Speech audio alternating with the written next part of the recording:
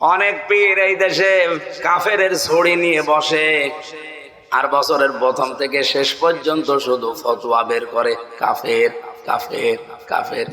আমার মনে হয় কেউ আল্লাহ আল্লাহ জিকির করে, আরো জিকিরই করে কাফের কাফের।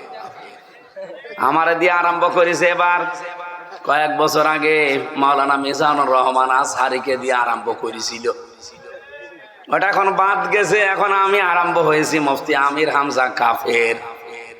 আমার মনে হয় এই ছড়ি যে কত দূর যায় আল্লাহ জানে। এজন্য আল্লাহ পাক যখন আমাদেরকে বানানোর ইচ্ছা ইরাদা মনস্থ করেছিলেন, ফেরেশতাদের কাছে একটা পরামর্শ নিয়েছিলেন, ইন্নী জাইলুম ফিল আরদি খলিফা, অবশ্যই আমি জমিনে খলিফা পাঠাতে চাই। কোথায়? যশোরবাসী কান খাড়া করে শোনেন, এইটা দিয়েতে যদি আপনার সব দিকে এলোমেলো হয়ে যায়, দেন না কেন, তাড়াতাড়ি করেন। কি বলছিলাম? দ্বিতীয় পরিচয়ে যেহেতু আমরা খলিফা, কোরআন থেকে জানলাম আল্লাহ খলিফা পাঠাতে চেয়েছেন দরবারে। কি কথা বললেন?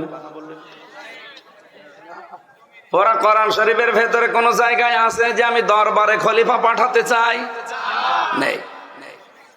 ইন্নী জাইলুম ফিল মাদারিসি খলিফা, মাদ্রাসায় খলিফা পাঠাতে চাই। ইন্নী জাইলুম ফিল মাসাজিদি খলিফা, মসজিদে খলিফা পাঠাতে চাই। আছে? নেই। আমাদের এই বাংলাদেশে আমরা খলিফা বলি কাদেরকে? যারা কাপড় চোপড় সেলাই করে, দর্জি, এরা নাকি খলিফা। চুল কেটে দেয় নাপিত, এরাও খলিফা। এমনকি ভিক্ষা করে, তাদেরকে অনেক জেলায় দেখি খলিফা বলে।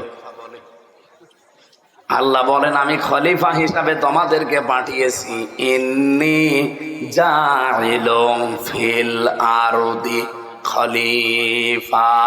কোথায়? আর জোরে কাট সাট কটা এটাই। জমিনে আল্লাহ আমাদেরকে খলিফা করে পাঠিয়েছিলেন, আমরা জমিনে নেই। জালেমরা জমিন ফাঁকা পেয়েছিল, ৮০ মাইল বেগে চালাচ্ছিল। কি ১৮০ মাইল বেগে চালাচ্ছিল এই জমিন। আমাদের এই দেশে যা রাস্তাঘাট আমার তো সব আয়ত্তে আছে। ৬৩০টা থানার রাস্তাঘাট আমি প্রায় সব গেছি কম বেশি। এই গল্প আপনারা করছেন তো আমার তুলে দিলেন কেন? হ্যাঁ, আবার কথা বলেন। না না, এভাবে ক্লাস করা যাবে না।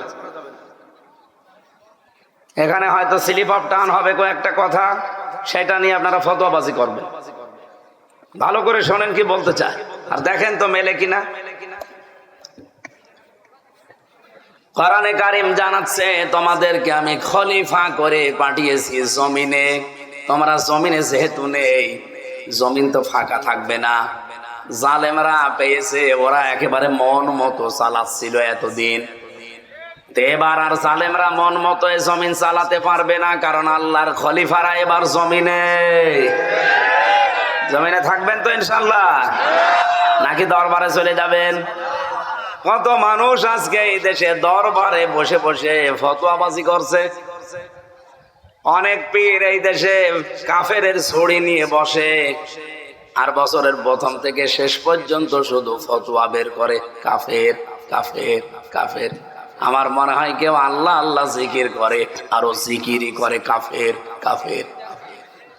আমারে দিয়ে আরম্ভ করেছে এবার, কয়েক বছর আগে মাওলানা মিজানুর রহমান আজহারিকে দিয়ে আরম্ভ করেছিল, ওটা এখন বাদ গেছে। এখন আমি আরম্ভ হয়েছি মুফতি আমির হামজা কাফের।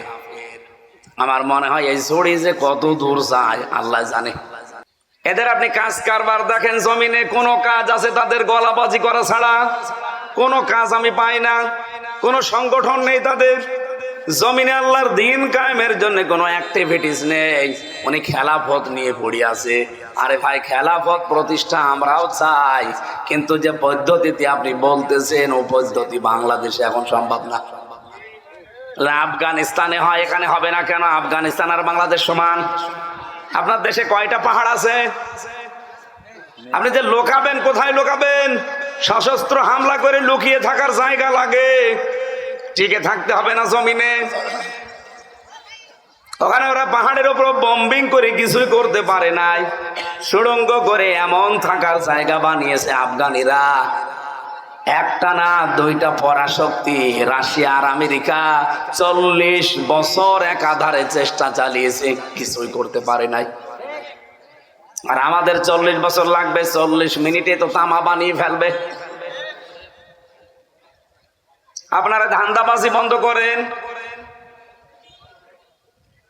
উনি ফতোয়া বের করছে নতুন নতুন যে বাংলাদেশে জামাত ইসলামী, এই 80 বছর এই দেশে জামাত ইসলামী চলছে, এদের অবদান নাকি জিরো, কিছুই নেই। এদের দুনিয়া আখেরাত নাকি সবই বরবাদ। আরে ভাই, দুনিয়ারটা নাই বলতে পারলেন, তো আখেরাত কি আপনার হাতে? আপনি কি ফতোয়া দিলেন বলেন? আমি কয়েকদিন আগে সাংবাদিক একটা মত বিনিময় অনুষ্ঠান ছিল, সাংবাদিকদের স্মরণে, ওনাদের সম্মানার্থে, ওনাদের দায়িত্ব কর্তব্য কি এটা কোরআন দিয়ে, হাদিস দিয়ে আর বাস্তবতা দিয়ে বলতে গিয়ে একটা কথা আমার ওভাবে বলা ঠিক হয়নি। বলেছিলাম যে সংবাদ এটা নবী থেকে আসা, কারণ নবী মানে সংবাদ বাহক। যারা সত্যের সংবাদ বহন করে নিয়ে বেড়ায় তাদেরকে আল্লাহ রাব্বুল আলামিন এই পৃথিবীতে নবী করে পাঠিয়েছিলেন। কি আমি দলিল দিয়েছিলাম সূরা কলমের 4 নম্বর আয়াত দিয়ে, ওয়া ইন্না লাকা লাআজরান গায়রা মামনুন। আপনি শব্দের দিকে খেয়াল করেন, ওয়া ইন্না লাকা লাআজরান, অবশ্যই আপনার জন্য, অবশ্যই আবার লাগিয়েছেন ওয়া ইন্না লাকা লাআজরান, অবশ্যই আপনার জন্য হে নবী। আবার বলছেন অবশ্যই লাআজরান, পুরস্কার আমি আল্লাহ রেডি করে রেখেছি। গায়রা মামনুন, শেষ হয়ে যাবে না পুরস্কার, নিরবিচ্ছিন্ন চলতে থাকবে। কেন এই পুরস্কার দিলাম জানেন? কারণ আপনি এই যে সংবাদ আমি যেটা আপনাকে দেই, এই সত্য সংবাদগুলো আমার বান্দা বান্দীদের কাছে পৌঁছাতে গেলে যে কষ্ট পান, সত্য কথা তুলে ধরতে গেলে যে কষ্ট আসে, আঘাত আসে, যে জুলুম নির্যাতনের স্টিম রোলার আপনার দিকে আসতে থাকে, এগুলো মোকাবেলা করেও আপনি যে সত্য সংবাদ পৌঁছিয়ে দেন, এই কারণে আপনাকে আমি নিরবিচ্ছিন্ন পুরস্কার দেব। সুবহানাল্লাহ বলতে পারেন না? নবী যদি সত্যের কথাগুলো সঠিকভাবে তুলে ধরতে পারে, এই পৃথিবীতে যারা সাংবাদিক তাদেরও উচিত, যারা এই দেশে নেতৃত্ব দেয় তারা যদি আদর্শ হিসাবে নেতা গ্রহণ করতে হলে মুহাম্মদুর রাসূলুল্লাহকে গ্রহণ করবে না? বলেন না কেন? কেউ যদি স্বামী হতে চায়, আদর্শ স্বামী, সে মুহাম্মদুর রাসূলুল্লাহর মতো হবে। কথা বলা লাগবে।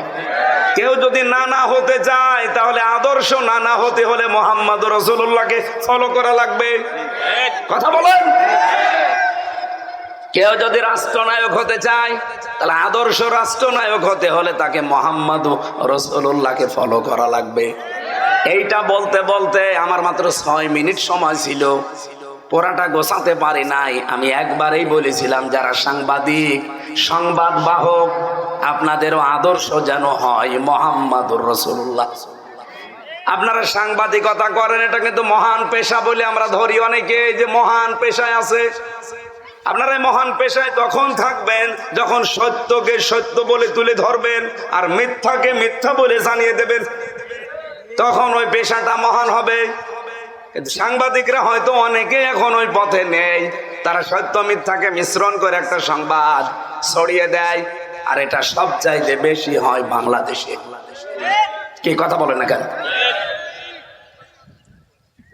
আমি কয়েকটা সাংবাদিক সংবাদপত্রের রিপোর্ট অনুযায়ী 3 বছর জেলে ছিলাম, বিশেষ করে যুগান্তর। টেলিভিশনের ভেতরে ডিবিসি, সময় টিভি, আর টিভি, এরা এমন এমন ভাবে কালার করার জন্য নিউজ বানায়। হ্যাঁ, আমি কথা বলেছি ঠিক, কিন্তু কথাগুলোরা আগের কথা পরের কথা কেটে মাঝখানটা দিয়ে দেয়। এমন ভাবে হেডলাইন বানায় যে দোষ আমারই মনে হয়। অথচ পুরা 1.5 ঘন্টা 2 ঘন্টা বক্তব্য শোনে না, মাত্র 1.5 মিনিট 2 মিনিট শোনে। আমি সাংবাদিকদের সম্মানার্থে যে কথাগুলো বলেছিলাম ওখানে প্রায় 6 মিনিট, সেখানে মাত্র 25 সেকেন্ড দিয়েছে, আর 5 মিনিট 35 সেকেন্ড কেটে দিয়েছে। তো মানুষ তো এমনি ভুল বসবে। আর এটা শোনার পরে আগা নেই মাথা নেই। এই যে কিছু পীর নামে কলঙ্ক, এগুলো আমি কলঙ্কই বলি, কারণ যাদের পেট পোষা ধান্দাবাজি ছাড়া দুনিয়ায় কিছু নেই, খালি গলাবাজি ধান্দাবাজি করে চলছে, মানুষকে ধোকা দিয়ে বোকা বানিয়ে এরা ফতোয়া দেওয়া আরম্ভ করে দিল, হামজা কাফের।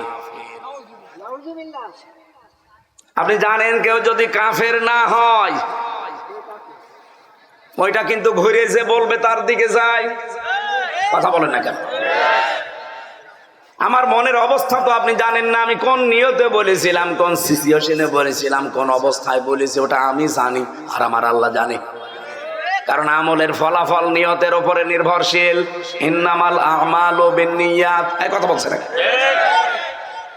আমার আকীদার বিষয়, তার প্রকাশ করার বিষয় না, এটা তো মনের বিষয়। আমি রাসূলুল্লাহকে খাটো করার জন্য ওনাকে এই সংবাদ সম্মেলনে সাংবাদিকদের এই মত বিনিময় সভায় আমি ওনাকে সাংবাদিক বলে ডাক দিয়েছি না, আমি বলেছি রাসূলও সংবাদ পৌঁছিয়েছেন, আপনারা যদি সংবাদ রাসূলের মতো পৌঁছান আপনাদেরকেও আল্লাহ পুরস্কার দেবে। এই কথাটা ভুল কিসের? আপনি কাটছাট করে শুনলে তো ভুল মনে হবে। এটা নিয়ে সারা দেশে কিছু মানুষ যারা কুয়ার ব্যাং, চার দেওয়ালের মাঝে যাদের অবস্থান, এরা ফতোয়াবাজি আরম্ভ করে দিল। কেন নবীকে সাংবাদিক বলল? অথচ নবী শব্দের শাব্দিক অর্থ হচ্ছে সংবাদ বাহক। যারা সংবাদগুলো বহন করে নিয়ে বেড়ায় তাদেরকে বাংলায় সাংবাদিকই বলে। উনি আমারে বলছে আমি সাংবাদিক নবীকে বলি না, বলি মেসেঞ্জার। মেসেঞ্জার মানে কি? মেসেঞ্জার তো আরো খারাপ শব্দ। ব্যাংকে যতগুলো পোস্ট আছে দেখবেন তার একটা পোস্ট আছে মেসেঞ্জার। এই যে চা মাটি নিয়ে দেয় পানি মানি, খুব ভালো পোস্ট। এই কথা বলছে না কেন? রসুল শব্দটা এসেছে রসুলুন থেকে, রেসালাত। এই রেসালাত শব্দের শাব্দিক অর্থ হচ্ছে পিয়ন। সংবাদ বহন করে যারা নিয়ে যায় তাদেরকে পিয়ন বলা হয়। কথা বলে না কেন? কিন্তু রাসূলুল্লাহকে পিয়ন আপনি বলতে পারবেন না।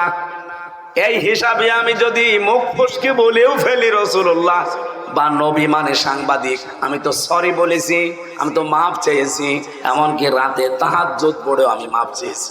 আমি আশা করছি আমার আল্লাহ আমাকে মাফ করে দেবে। কিন্তু আপনি কাফের বলে কি করলেন? আমার মনের অবস্থা আপনি জানেন না। আন্দাজে কাফের ফতোয়া দিয়ে আপনি এখন নিজেই কাফের। আজকে ফেসবুকে একজন লিখেছে অমক পীর সাহেব কাফের, আসলেও কাফের। এত ফতোয়া আসে আপনার ফতোয়া তো হাসিনার বিরুদ্ধে শুনি না, আপনার ফতোয়া ডক্টর জাফর ইকবালের বিরুদ্ধে শুনি না, আপনার বিরুদ্ধে ফতোয়া তো ওবায়দুল কাদেরের বিরুদ্ধে শুনি না, আপনার ফতোয়া শাহিন চাকলাদারের বিরুদ্ধে শুনি না। আপনার যত ফতোয়া সব আমির হামজা আর মিজানুর রহমান আজহারীর বিরুদ্ধে। আপনি যে নাম নিয়ে বসে আছেন, এই নামটাই তো আমার কাছে মনে হয় যে এটা একটা নতুন জিনিস। ইসলামে পীর বলে কিছুই তো আমরা পাই না। কিসের পীর আপনি? আমি আপনাকে ছোট খাটো করার জন্য না, পীর শব্দটা যে নিয়েছেন এটা কোন জায়গায় আছে বলেন? আপনি যে বলছেন নবীকে সাংবাদিক বলা যাবে না, মেসেঞ্জার বলা যাবে কোন ফাঁকে? আপনি যে নিজেই বললেন নবী মেসেঞ্জার।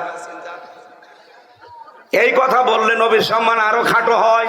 ব্যাংকে যারা পানি চা টেনে দেয় তাদেরকে আমরা মেসেঞ্জার বলি। এরকম একটা পোস্ট আপনি নবীর নামে লাগিয়ে দিলেন। আর সাংবাদিক যে কত উপরের পোস্ট, সেটাকে আপনি ফালতু শব্দ বললেন। উল্টা পাল্টা নাম দিয়ে আবল তাবল করে আমারে নাই ছোট করেন। কিন্তু সারা পৃথিবীর যারা হক্কানি সাংবাদিক, যারা ন্যায় পরায়ণতার উপরে টিকে আছে, সাংবাদিক মাহমুদুর রহমানকে আপনি খাটো করেছেন। এই কথা বলছেন না কেন? সাংবাদিক ইলিয়াসকে আপনি খাটো করেছেন। সাংবাদিক কনক সরোয়ারকে আপনি খাটো করেছেন। যারা জীবনের উপরে রিস্ক নিয়ে সংবাদগুলো প্রচার করে সেইটাকে আপনি ফালতু বললেন।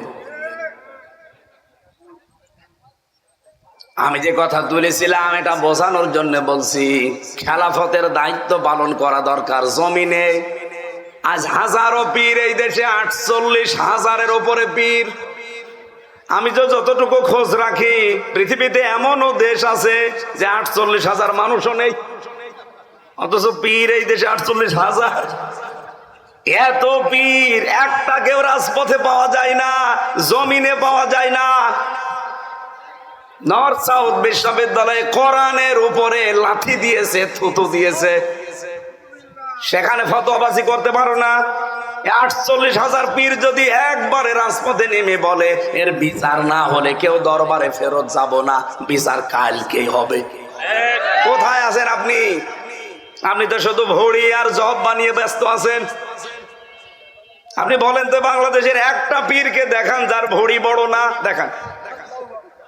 আমি তো যতগুলো দেখেছি ওদের ভড়ি আর জহব্বা ছাড়া কিছু পাইনি।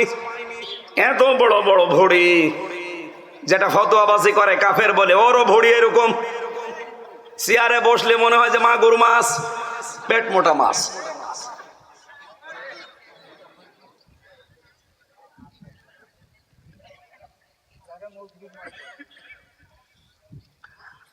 আমার মনে হয় এই দেশে একামতের দিন যারা কায়েম করতে চায়, হ্যাঁ তাদের ছোটখাটো ভুল ত্রুটি থাকতে পারে, কিন্তু আপনি কি করছেন? তাদের মতো এই 17 বছর জেল জুলুম সহ্য করেছেন, একটা বার জেলে গেছেন আপনি। রিমান্ড কি বসেন? 11 ঘন্টা আমার টাঙিয়ে রেখেছিল উল্টো করি, মাথায় দড়ি দিয়ে। আপনারা কয় ঘন্টা টাঙিয়েছে? বলো রসুলের মর্যাদা রাখে না। রসুলের মর্যাদা ঠিক রাখতে গিয়েই তো 3 বছর জেল খাটলাম। আমি প্রথম তিনি যদি মেনে নিতাম যে ঠিক আছে বাবা শাহজালাল সব আলাল, 3 বছর না 3 ঘন্টা আমার জেলে থাকা লাগতো না। কুষ্টিয়া থেকে যখন নিয়ে যাচ্ছিল প্রতিমধ্যে আমারে ছেড়ে দিত, কারণ যাওয়ার সময় তো বারবার আমারে বলছিল ছাত্রলীগের শুধু ওলামা লীগ বলে একটা দল ছিল, ওই সময় ছিল না, ওই দলের সদস্য হবেন শুধু বিশ্ববিদ্যালয়, বাকি আপনার কিছু করা লাগবে না, কারণ আপনি আসলে আমরা অনেক মানুষ নিয়ে আসতে পারবো, এই ধান্দায় ছিল তারা। আমি একবারে কাটছাট বলেছিলাম না, আপনারা যা ইচ্ছা তাই করতে পারেন। মিথ্যা মামলা দিয়েছেন এটা আমি জানি, যে আরো দিন, কিন্তু আমি সত্যের উপরে যেটা আমি বুঝেছি, এক চুলো আমারে নড়াতে পারবে না। রিমান্ডের পর রিমান্ড দিয়েছে, প্রথম 5 দিন দিয়ে হয়নি, আবার দিয়েছে 5 দিন। আর রিমান্ডে কি সরাসরি জায়গায় আয়না ঘরে নিয়েছে, মাটির নিচে।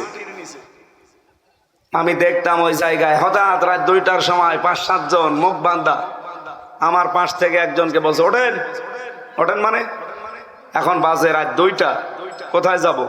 চলে। ও মনে করছে ছেড়ে দেবে, পরে বের করে নিয়ে খাঁচা থেকে হঠাৎ মাথার উপরে কালো কাপড় লাগিয়ে পেছনে হাত হ্যান্ডকাপ দিয়ে বেঁধে দিল। কান্নাকাটি করছিল মাটির নিচে। আমি সত্য কথা বলছি, এই যে কোরআন আমার সামনে। আমারে বলছে হামজা ভাই গেলাম, এরা যে কি করবে আমার বোঝা হয়ে গেছে। মুখ আমার যখন বেঁধে ফেলেছে কালো কাপড় দিয়ে, হাত যখন পেছনে বেঁধে ফেলেছে, 4-5 জন মিলে নিয়ে যাচ্ছে, তার মানে আমি বুঝে ফেলেছি আমার জীবনের শেষ দিন। এইরকম সিচুয়েশন আমি নিজে ফেস করে এসেছি। আর আপনি ফতোয়াবাজি করেন বসে বসে না?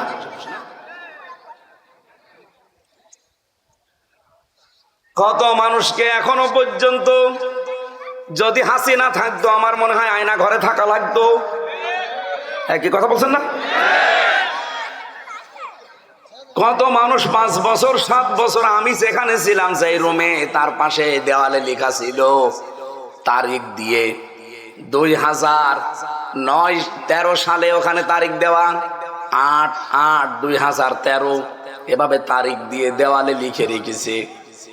এই যে এই নখগুলো দিয়ে খুশিয়ে খুশিয়ে যে ভাই এই যে নাম্বারটা কষ্ট করে লিখেছি, যদি পারেন কেউ বাইরে যেতে এই নাম্বারে বলবেন যে আমি বেঁচে আছি। এই দৃশ্য দেখে একটা মানুষ ঠিক থাকতে পারে? কোথায় 13 সাল আর কোথায় 24 সাল? এতগুলো বছর তার জীবনে চলে গেছে, লোকটা জানে না যে এখন কোন বছর। আপনারা জানে না যে এখন আসলে কোন মাস, কোন দিন, এটা কি বার, কয়টা বাজে কিছুই জানে না। দিনের পর দিন, বছরের পর বছর তার মাথার উপর দিয়ে, তার জীবনে কোনো ঈদ নেই। একটা মানুষ কিভাবে 8 বছর 10 বছর 14 বছর এভাবে থাকতে পারে? আপনি একটু নিজেকে দাঁড় করান তো। আপনি বড় বড় পেট নিয়ে ফতোয়াবাজি করেন, নিজেকে একটু ওই জায়গায় দাঁড় করান যে কি করে ব্যারিস্টার আরমান 8 বছর কাটিয়েছে। মুফতি ফখরুল ভাই আমার সাথে ছিল, আমার ফাঁসির কন্ডেম সেলের ভেতরে। আমার একদিন বলছে, হামজা ভাই, এই যে মানুষ যে সাটপাট হয়ে শুয়ে থাকে, এটা যে কত বড় নিয়ামত আমি জানি। আমার এই পায়ের ভেতর দিয়ে হাত দিয়ে সামনে লোহার ব্যারিকেডের সাথে এই যে হ্যান্ডকাপ দিয়ে আটকিয়ে দিল। এইভাবেই বসে থাকা লাগবে 24 ঘন্টা, কায়তো হতে পারবেন না। আপনি শুনতেছে, আপনি একটু ভাবেন নিজেকে নিয়ে। ওই জায়গায় পায়খানা প্রসাব করার জন্য 24 ঘন্টায় মাত্র 1-2 বার সময় দেবে, তাই 1.5 মিনিট থেকে 2 মিনিট। আরে ভাই, 1.5 মিনিট 2 মিনিট তো বসতেই সময় লাগে, এর ভেতরে আপনার টয়লেট শেষ করা লাগবে। আর টয়লেটের তাও তো দেওয়াল, জালানা, দরজা থাকলে হয়, কিছুই নেই। একেবারে ফাঁকা জায়গা, মাত্র 1.5 হাত একটা দেওয়াল দেওয়া আছে, দাঁড়ালে দেখা যায়, বসলে দেখা যায় না, এতটুকু একটা জায়গা। অথচ সামনে অফিসার বসে আছে। একটা যুবক মানুষ আমার মতো, 33 বছর বয়স আমার, আপনি সামনে বসে বসে লাঠি ঘোরাচ্ছেন। 1.5 হাত 2 হাত মতো একটা সর্বোচ্চ দেওয়াল দেওয়া, এখানে কি টয়লেট করা যায়? এরকম পরিস্থিতি এই মাটির নিচে ঘরগুলো। জীবনে এতগুলো জিনিস ফেস করে আসলাম শুধু রাসূলুল্লাহর এই দল করতে গিয়ে, আল্লাহর নবীর আদর্শে থাকতে গিয়ে। আর আপনি এখন আমারে কাফের বানিয়ে দিলেন। আমি নাই কাফের হলাম, আপনি কি? আপনি তো কাফেরের বাপ।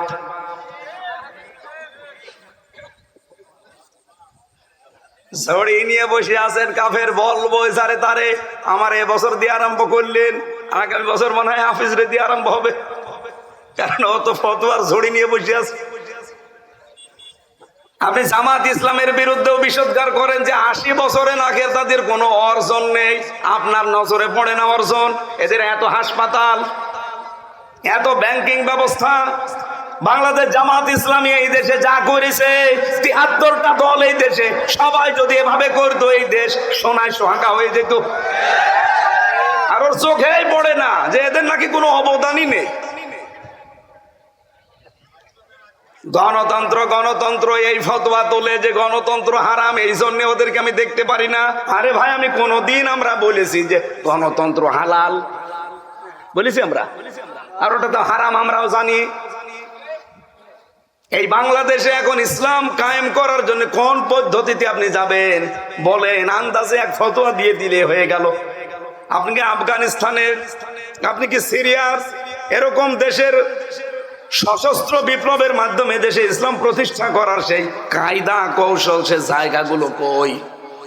যে কোনো একটা ভাবে তো এগিয়ে যেতে হবে। আমাদের চারিদিকে শত্রু। পৃথিবীর অন্যান্য মুসলিম দেশগুলোর দিকে তাকান। আমি তো 57টা মুসলিম দেশের খবর জানি। অন্তত তাদের আশেপাশে আরো 2-3টা মুসলমান দেশ আছে, বর্ডারের সাথে বর্ডার লাগানো।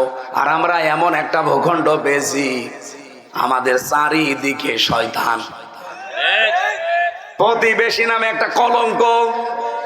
এতদিন যাই ছিল, এই 15 থেকে 20 বছরে যা অবস্থায়, এই পৃথিবীর নিকৃষ্ট শয়তান মোদি যে আল্লাহর ঘর মসজিদ পর্যন্ত ভেঙ্গে গুড়িয়ে দিয়েছে।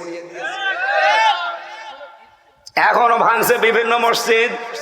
ভারতের এমনও জায়গা আছে, মুসলমানেরা যদি গরু জবাই করে, ওই মুসলমানের জোহব্বা কেটে ফেলে, এমন জায়গায় আছে।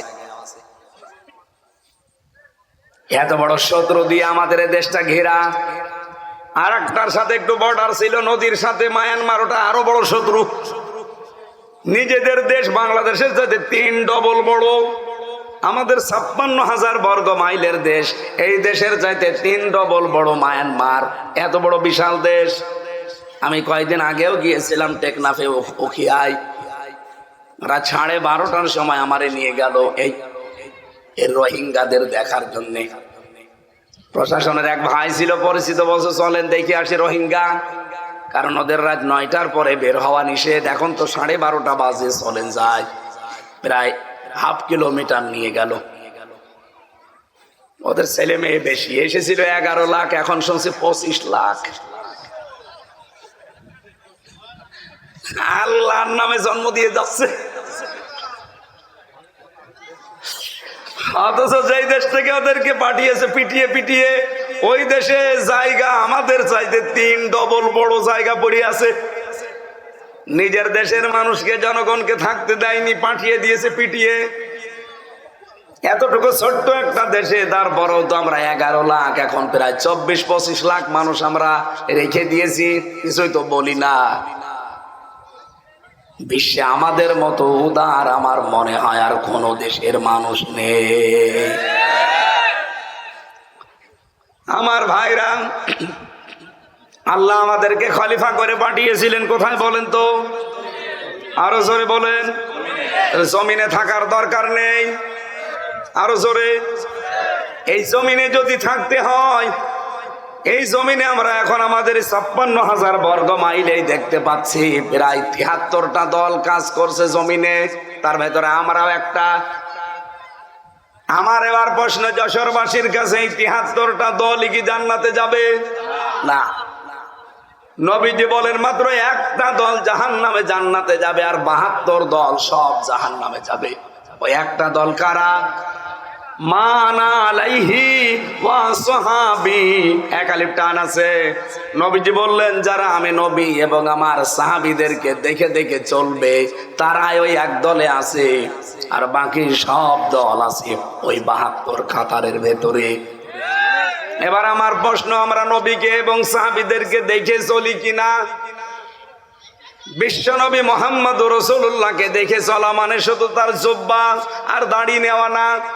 আল্লাহর নবী মুহাম্মদুর রাসূলুল্লাহ জীবনে যা করেছিলেন, তার এই 40 থেকে 63, এই 23 বছরে আপনাকে তাই করা লাগবে।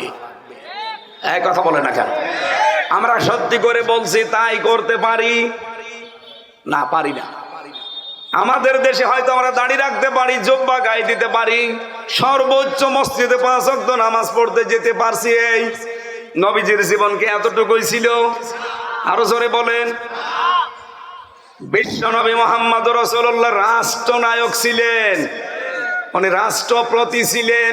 রাজনীতি না করলে, উনি রাজনীতি না করে রাষ্ট্রপতি হলেন কি করে? যারা আজ বলে যে হুজুররা রাজনীতি করে কেন, আমার মনে হয় ও নবীজির জামানায় থাকলেও এই কথাই বলতো। মুহাম্মদ আবার রাজনীতি করে কেন? তো নবীকে যদিও কথা ওই সময় কাফেররা বলতে পারে, এখনকার ওদের আন্ডা বাচ্চা আমাদের বলবে 1 আর 2।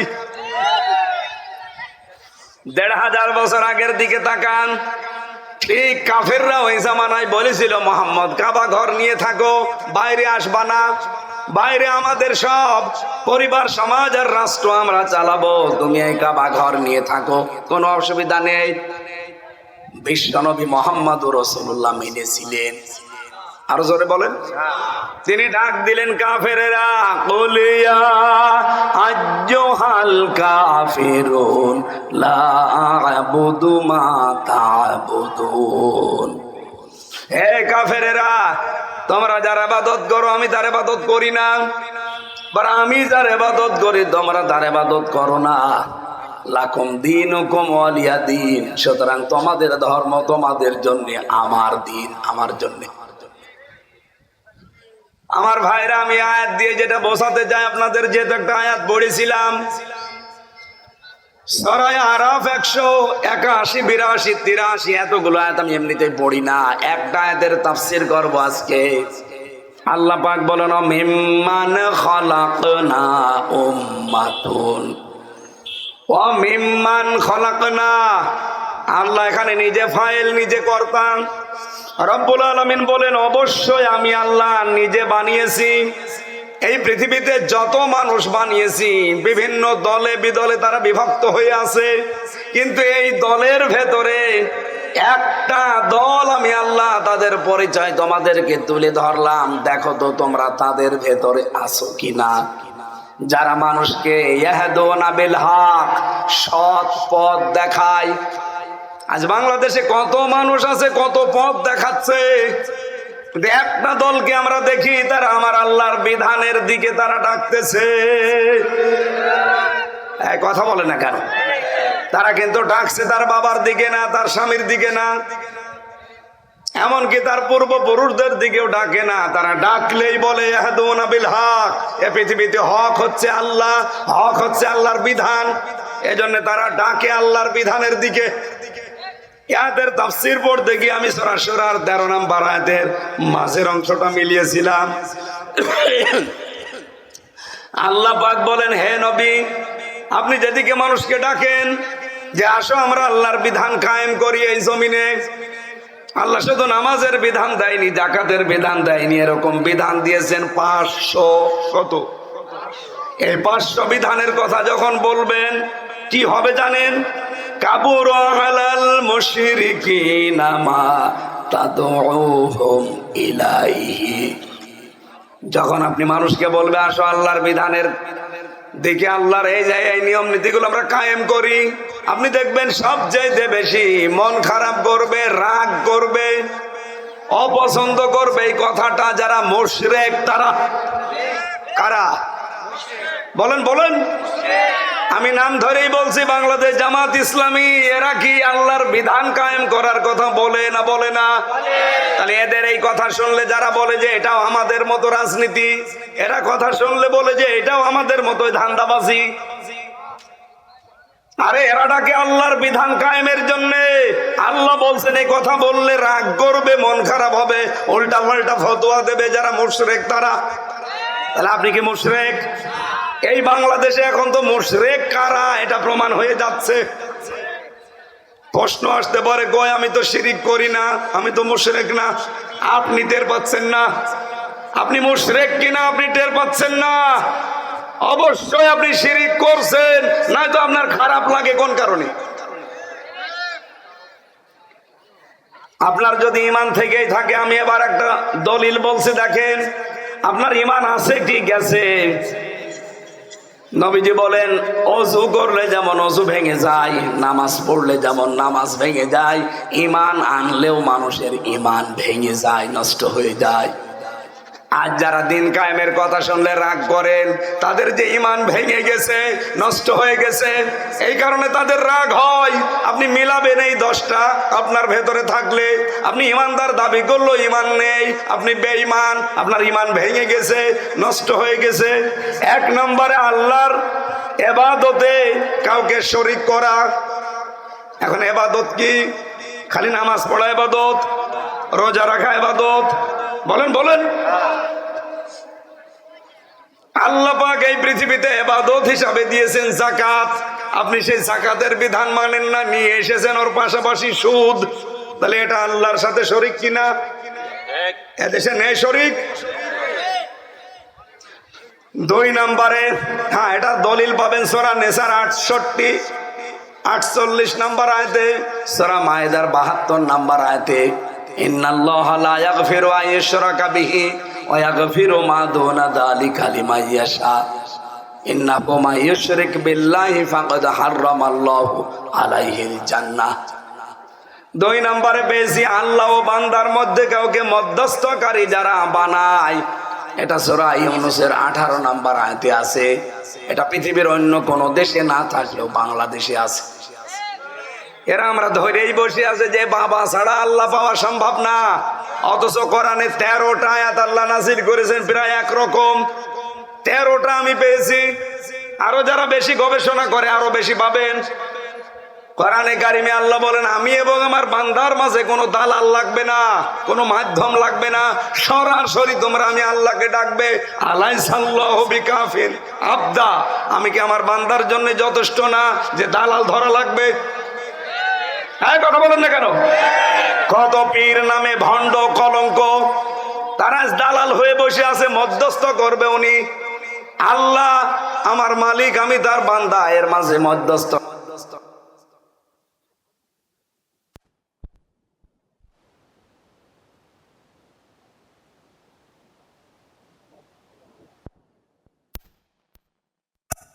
18 লিখে নেন, তুলে নেন, রেকর্ড হচ্ছে বাড়িতে, মিলাবেন যে আপনার ইমান আছে না গেছে, আপনি নিজেই টের পাবেন।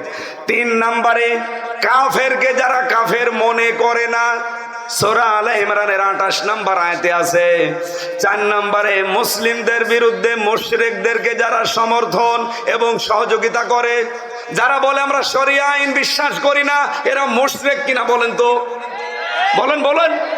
বাংলাদেশে কত আলেম নামে জালেবাজ ইসলাম পন্থীদের সমর্থন করে না, করে মুশরিকদের। তাদের ঈমান আছে না গেছে? আমি মনে হয় এটা বানালাম না, এর দলিল হচ্ছে সূরা মায়েদা 51 নম্বর আয়াত, সূরা তাওবা 23 নম্বর আয়াত। বাড়িতে মিলিয়ে দেখবেন তাফসীর সহ। 5 নম্বরে জাদু করা এবং জাদু শেখানো, জাদু শিক্ষা করা এবং শেখানো, দুইটা করলে ঈমান চলে যায়, নষ্ট হয়ে যায়। সূরা বাকারার 102 নম্বর আয়াতে আছে। 6 নম্বর দ্বীনের কোনো বিধান নিয়ে যারা ঠাট্টা বিদ্রুপ করে, এটা তাওবায় আছে, সূরা তাওবার 65-66 নম্বর আয়াতে। 7 নম্বরে দ্বীন ইসলাম থেকে যারা মুখ ফিরিয়ে নেয়, সূরা সেজদার 22 নম্বর আয়াতে আছে। আমান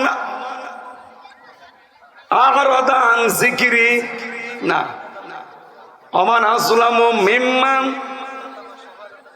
না ওটা না, সাতা মনে আসে না আমার কাজের সময়।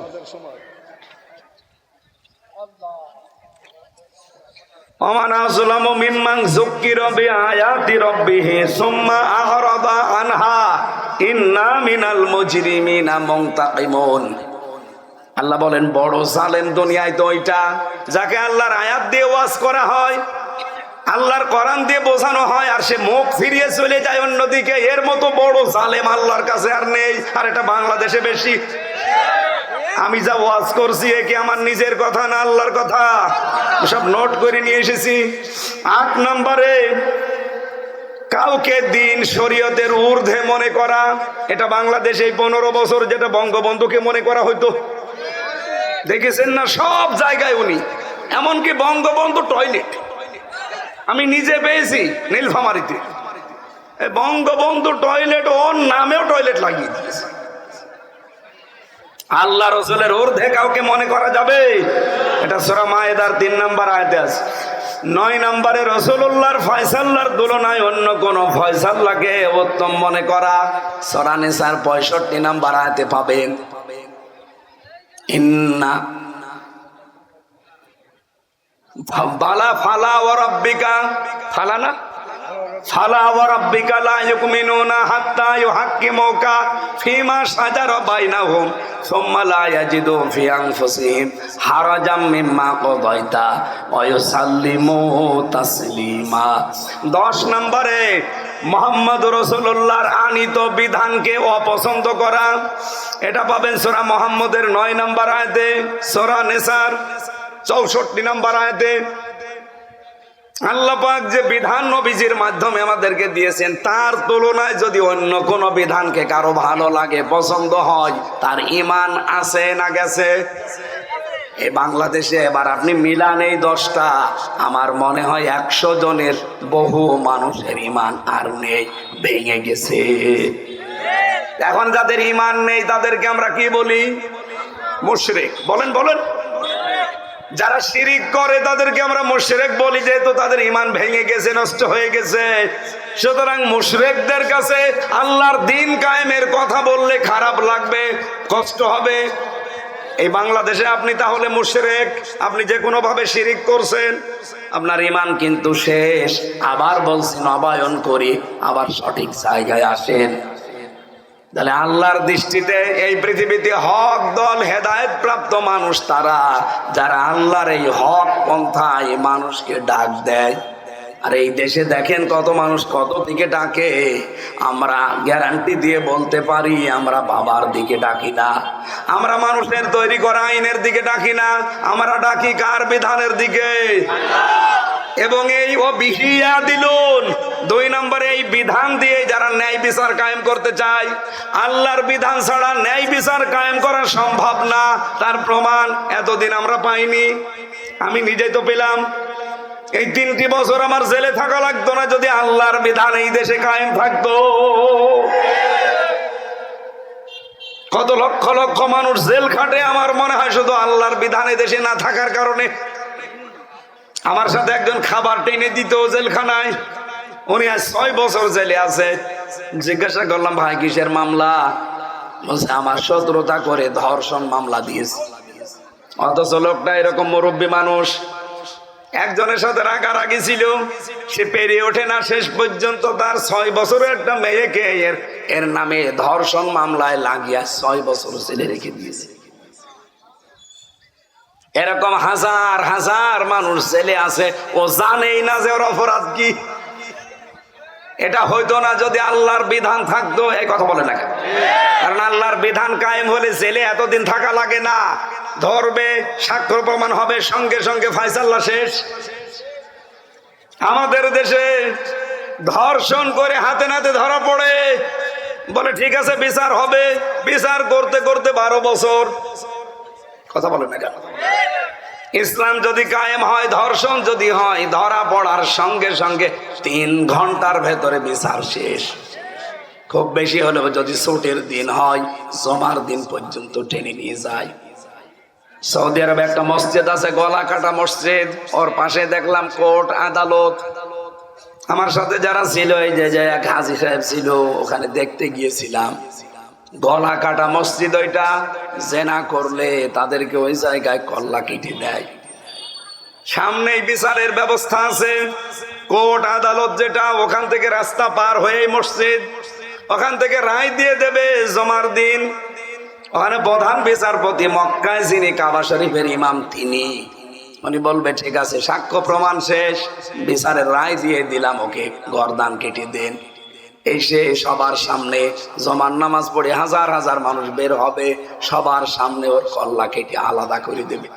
বাংলাদেশে আমার মনে হয় একটা যদি এই চৌগাছা কেন্দ্রীয় মসজিদে করা হয়, এদেশের কোনো মানুষ আর ধর্ষণের নামও মুখে আনবে না। এইটা আল্লাহর বিধান। এরকম 500 বিধান আছে আল্লাহর, এগুলো যদি কায়েম হয় তাহলে বিহি ইয়াদিলুন, ন্যায় বিচার কায়েম হবে। কে বলছেন এটা?